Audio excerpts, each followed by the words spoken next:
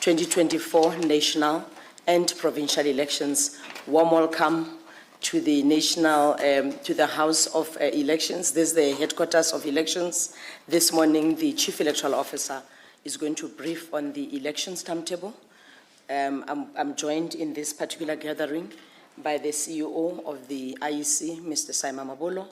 On his right, I'm joined by Commissioner Love, who is the Vice Chairperson of the Electoral Commission. On my left, I'm joined by Dr. Masuku, who's the Commissioner of the Electoral Commission. With that said, ladies and gentlemen, let's get to the show on the road. CEO, if you may please brief the nation. Thank you very much. Good day. The Electoral Commission confirms that the date for the 2024 general elections was proclaimed by the President and all provincial premiers on Friday, 23rd February 2024. The proclamation of the election date has certain legal consequences for the electoral process. The first major implication is that the voters' roll has now closed. This means no further voter registration may take place either at the local office of the IEC or on the online portal. Voter verifications as well as other validations are currently underway to ensure that there is compliance with the provisions of the law as they relate to eligibility to vote.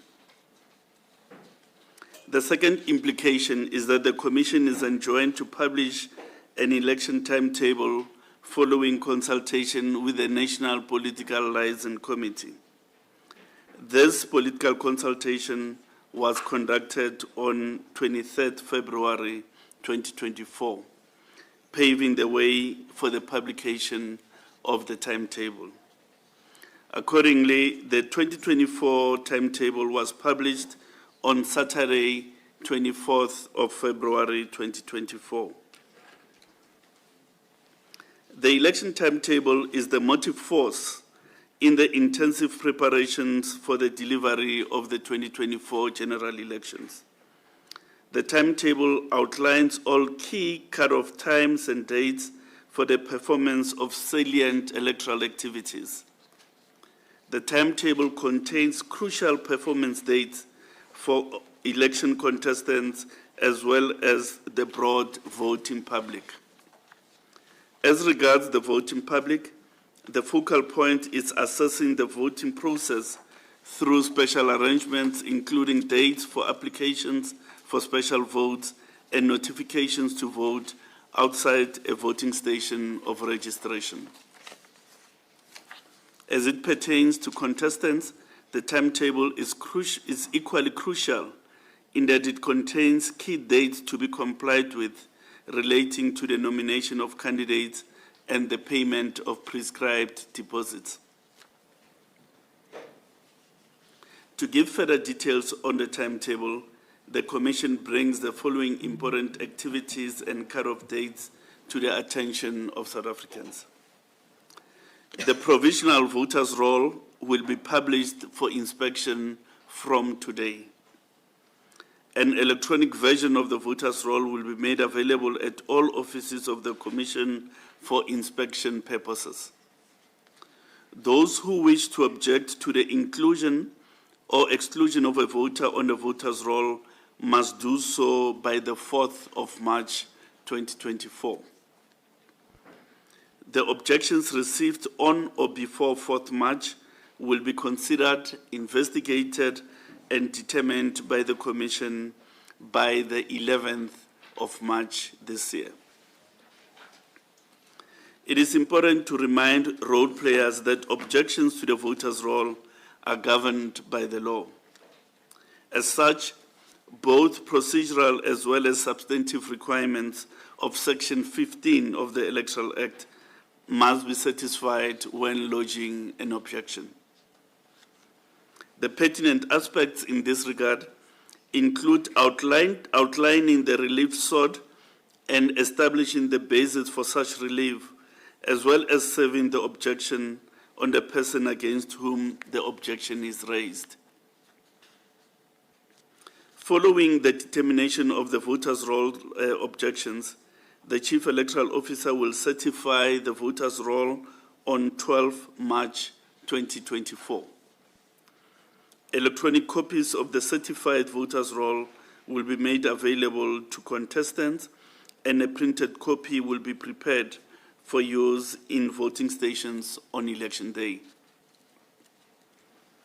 This is a landmark election marking 30 years of electoral democracy, but it also introduces novel experiences for voters, such as the third ballot in the national and provincial elections, as well as participation of independent candidates for the very first time. For purposes of candidate nomination, the Commission promotes the use of the online candidate nomination system. It is convenient and facilitates compliance with the requirements of the law, as it provides a compliance dashboard for users. Furthermore, the online platform generates pro forma invoices and a payment gateway for the payment of the prescribed election deposits. All independent candidates and political parties who intend to contest this general election must submit nomination documents and requirements by 1700 hours on the 8th of March 2024. The Electoral Commission will, after verifying the submitted nomination documents, issue notices of non-compliance where such are warranted. These notices will be issued on the 18th of March, and those issued with such notices must rectify non-compliance by the 20th of March of this year. In previous elections, there were candidates who were nominated by more than one political party. The law now obliges the Commission to notify affected parties and offer them an opportunity to either remove the said candidate and substitute or confirm their continued candidature. These notifications will be issued on the 22nd of March, and political parties will have until the 25th of March to submit requests for removal, substitution, or confirmations of candidature. Our electoral landscape acknowledges that it is a matter of immense national importance for citizens to know who the nominated candidates are. The publication of the provisional list of candidates goes to the heart of the vote based on informed choice. Therefore, the provisional list of candidates will be published for inspection on the 26th and 27th of March this year. Interested parties may object against certain prospective candidates who are nominated. Such objections must be lodged with the Commission on 27 March 2024. The Commission will decide on these objections by the 28th of March. Any person or political party or entity that is not satisfied with the decision of the Commission may approach the Electoral Court to appeal the objection decision. The Electoral Court's appeals must be lodged by the 2nd of April 2024. The Electoral Court will determine appeals relating to candidates on 9 April 2024. With all compliance matters and objections relating to candidates resolved, the Commission will publish the final list of candidates on 10 April 2024, and certificates of candidature will be issued to certified candidates on 12 April this year. The conclusion of the candidate nomination process will set in motion the ballot paper printing project. The official list of the 23,292 voting stations to be used in these elections will be availed for inspection on the 12th of April. The list will include the addresses of voting stations, as well as stopping points and stopping times of the 33 mobile voting stations that we have in the country. The project of contracting this voting station is well advanced.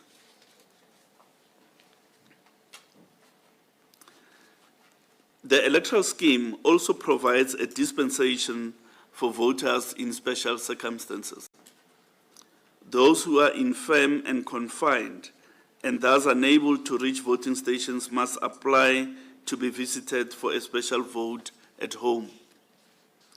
On the other hand, those who will not be in their voting districts on the 29th May 2024 may apply for a special vote to cast ballots ahead of Election Day. Both home visits and voting station-based special votes will happen on 2 days, that being the 27th and the 28th of May of this year. Applications for special votes will close on the 3rd of May 2024. And now, regarding special votes outside of the country, those who intend to vote outside of the country and who are registered on a specific country segment of the voters' roll do not need to give notice to the CEO that they will be voting in that country. The law assumes that they will be voting at the diplomatic mission of registration. However, those registered elsewhere, including locally registered voters who intend to vote at a particular diplomatic mission outside of the country, must give notice to the CEO of their intention to vote in that country. The notice to vote out of the country may be submitted as of today until the 22nd of April 2024. An online notification facility, what is colloquially referred to as a VEC-10, is available on the Commission's website. Special voting at diplomatic missions will happen either on Friday, 17th May 2024, or Saturday, 18th May 2024. The exact date for each diplomatic mission will be determined considering the host country's dominant religious and cultural practices. The Commission re-emphasizes the general principle of election administration, that voters must vote where they are registered. However, in the event a voter intends to be in a different voting district on election day, such a voter must notify the Commission of their intended absence from their voting district and the voting station where they wish to cast their vote. A notification portal will soon be launched for this purpose, and notifications in this regard will close on the 17th of May 2024. The Commission reiterates its willingness and ability to deliver this mammoth national project. The publication of the timetable and the cut-off dates it entails serve as an impetus for the intensification of the preparations.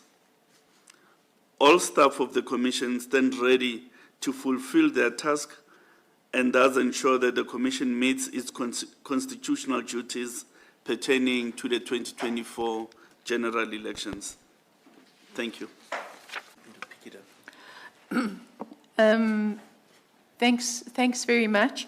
I'll start and then invite colleagues to add.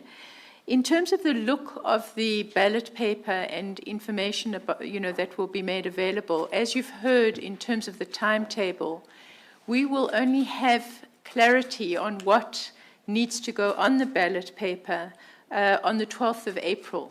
So it's really only after that time that we would be able then to give the necessary pictures and indication to the public of what that looks like.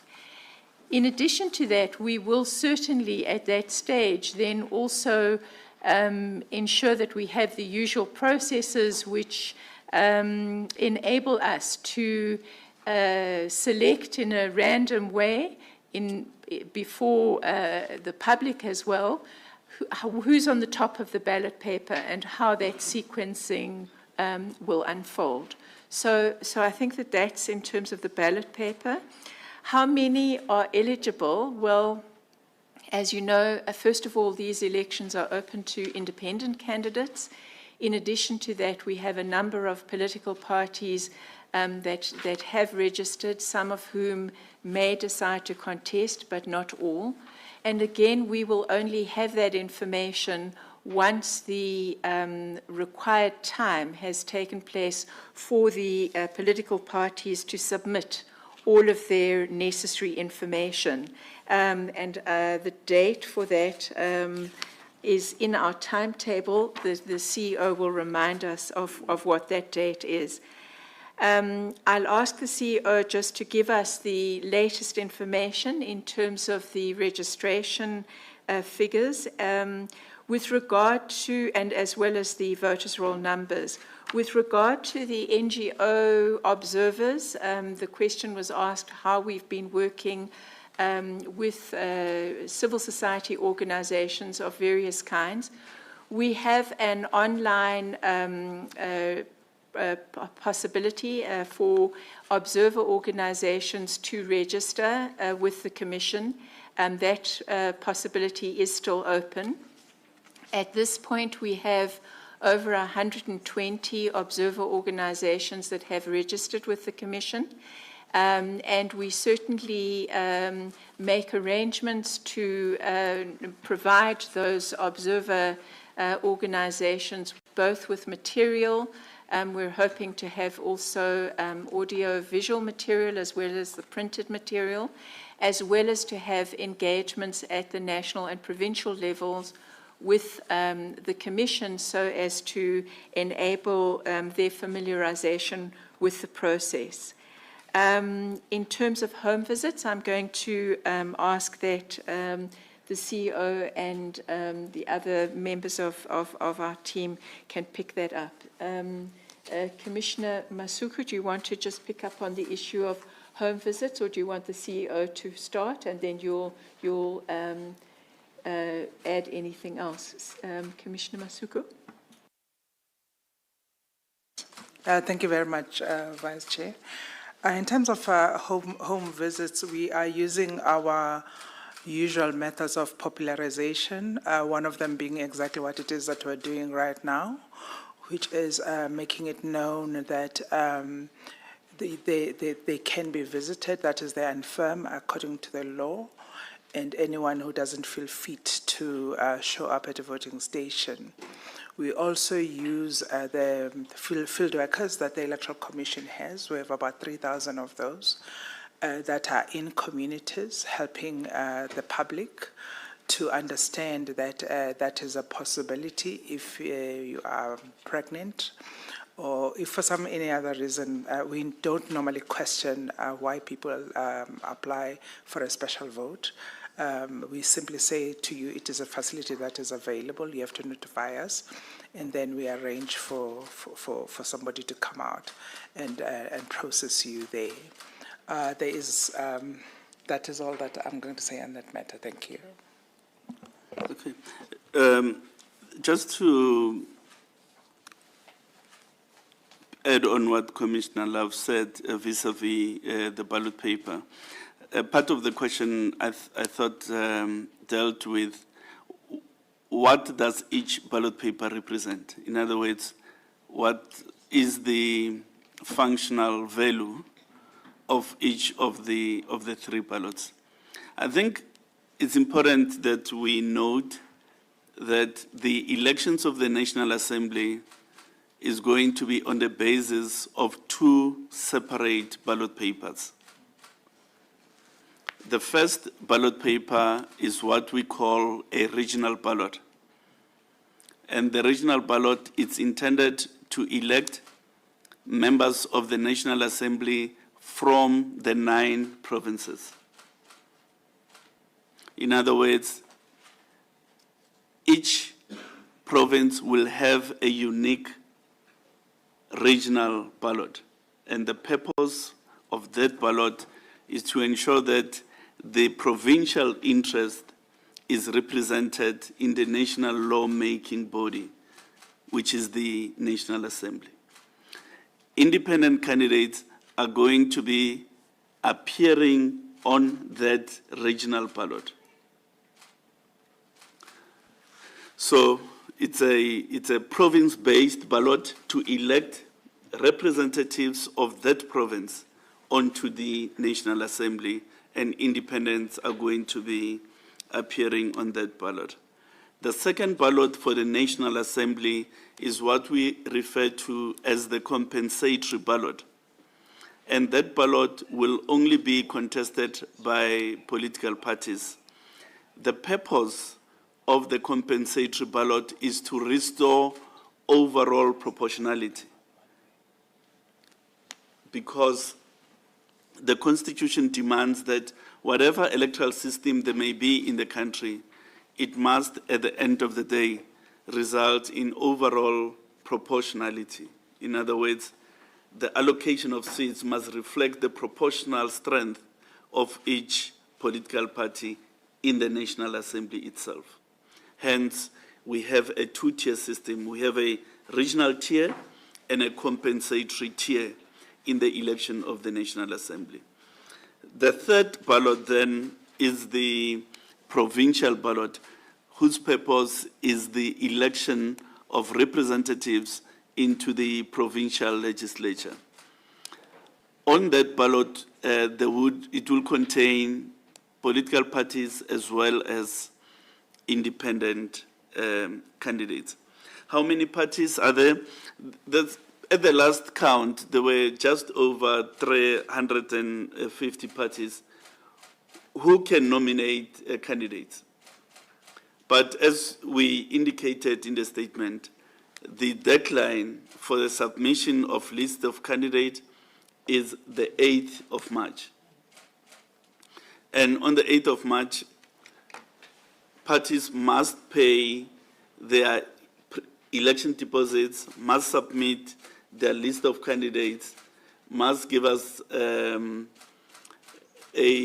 notice that every person who's on the list of candidates is compliant, and that they are bound by the election timetable.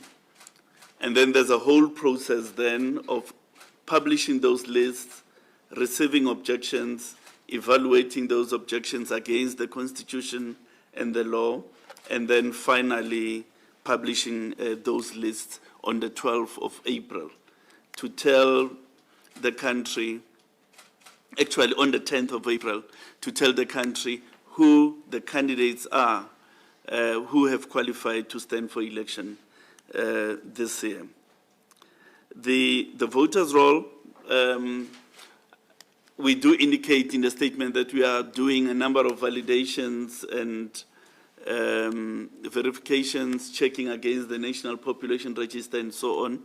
As at the last count, we were at 27.6 million. At a point where we certify the voters' roll, we will provide you with the analysis of how many young, how many old, the different age demographics, which province, female, male, that we will do upon certification of the voters' roll.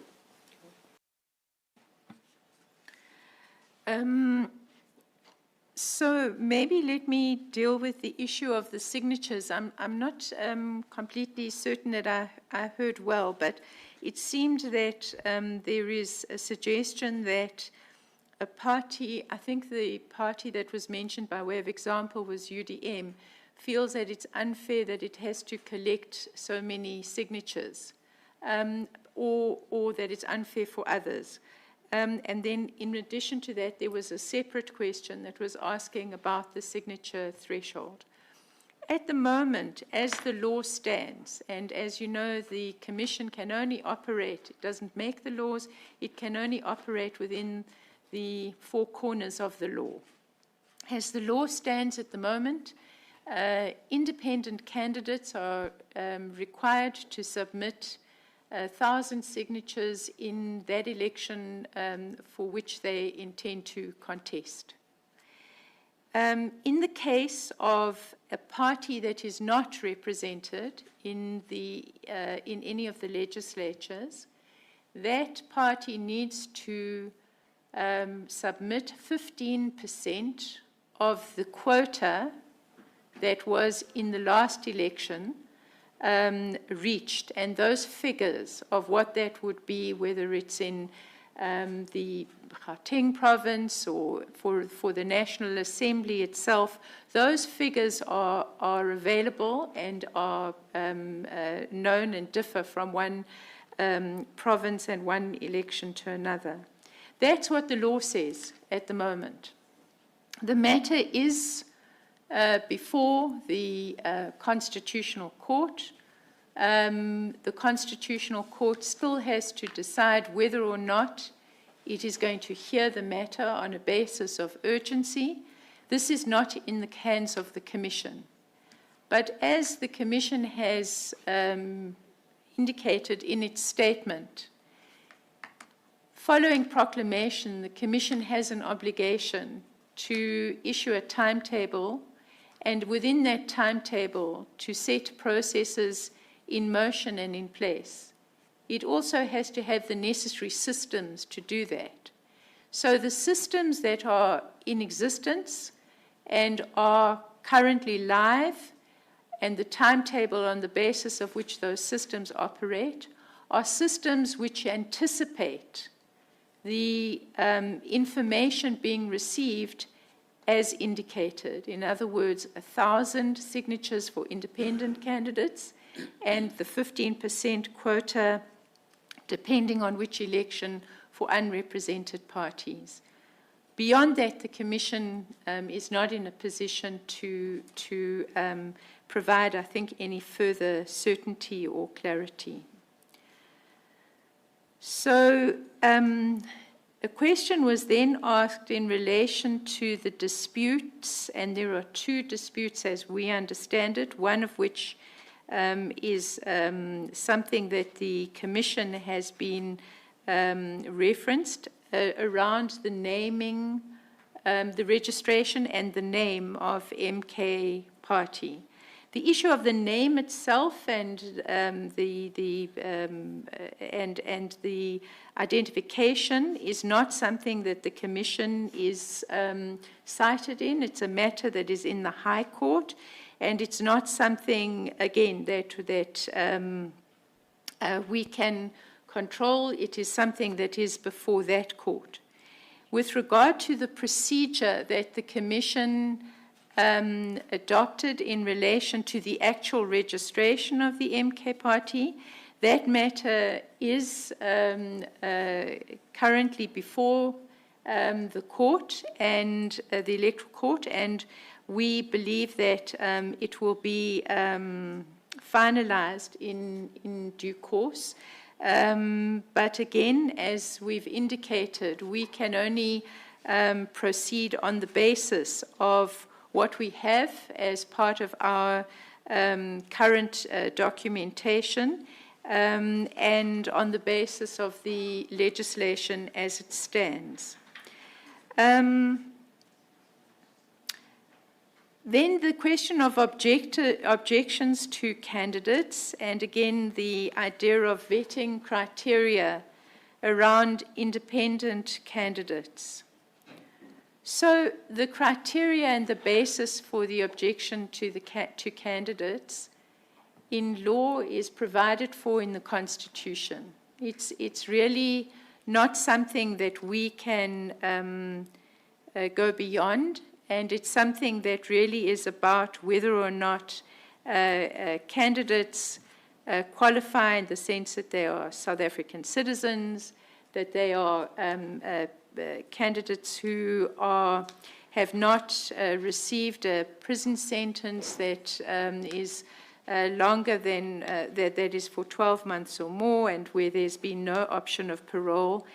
And these are not things that the Commission can extend or, in any way, the law doesn't provide any further criteria. Historically, we have received objections that have been both within the framework of the criteria and some that have been very much outside the framework of the criteria, and we've processed them accordingly. Any objection that comes to us that is beyond our own competence, in other words, it's not provided for in the law, the Commission is not in a position to uphold, and so those have been dealt with accordingly. And similarly, those that are within our purview are ones that we have investigated and pursued and ruled on accordingly, and that is what we will do in this particular instance. I think that I have covered the different questions, but I'm not sure whether any colleagues want to add. Thank you.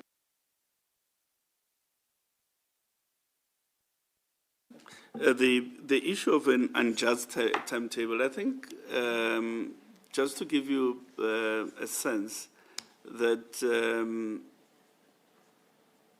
almost all parties were represented at the consultative meeting on Friday, and the IEC presented a draft for discussion, and that draft was unanimously supported with 2 amendments. The first amendment related to the date on which the notifications to the CEO relating to voting outside of a voting station of registration. That date was initially the 15th of May. In the discussions, it was proposed that it be made the 17th of May. So that was carried unanimously. The second adjustment that was made in the meeting was that the special votes at the voting station must be allowed for both 2 days of special voting. The initial proposal was that 1 day be dedicated for special votes at voting stations and 2 days be dedicated for special votes for home visitations.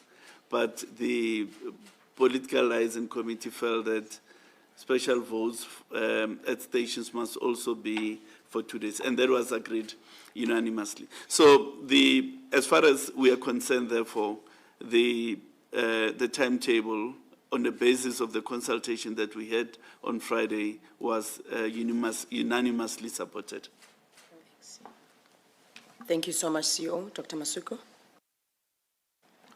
Thank you very much. I just thought I'd also just add just a bit of insight and say that when it comes to the pressure that contestants are feeling about the signature requirement, I think it is important to say that, as the Electoral Commission has said previously, the portal for capturing signature has been open for a bit of time.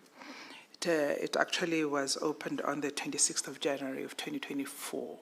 So contestants have actually had quite some time to begin the process. And so anyone who is preparing to contest the elections should know that once an election date is proclaimed, the train starts moving because we have an election timetable. It's almost like a moving train and you can't stop it. So I don't think it is an excuse to say that the election timetable has caught people by surprise. It shouldn't have caught people by surprise. It is a logical thing that happens once the election is proclaimed. We have a timetable, and once that happens, you've got a series of things that happen. So I think from where we are sitting, all that we're saying is that they should continue and press on and collect those signatures as earnestly as they can, because those timetables those dates, those targets that are in the election timetable are actually cast in stone. So the train is moving. Let's move along together. On that note, thank you very much, Dr. Masuku, for clarifying the issue. Our information is available on our website for the media, all our WhatsApp groups. We'll share as much information as possible if there are any issues outstanding. On behalf of the IEC, I think we've covered most of the hands in the room, as well as the hands online. The tech team is confirming that they're no longer hands online. COO, commissioners, thank you so much for your time. We'll keep engaging the nation as there are developments. To the crew and folks from the media, thank you so much for the support. We truly appreciate it.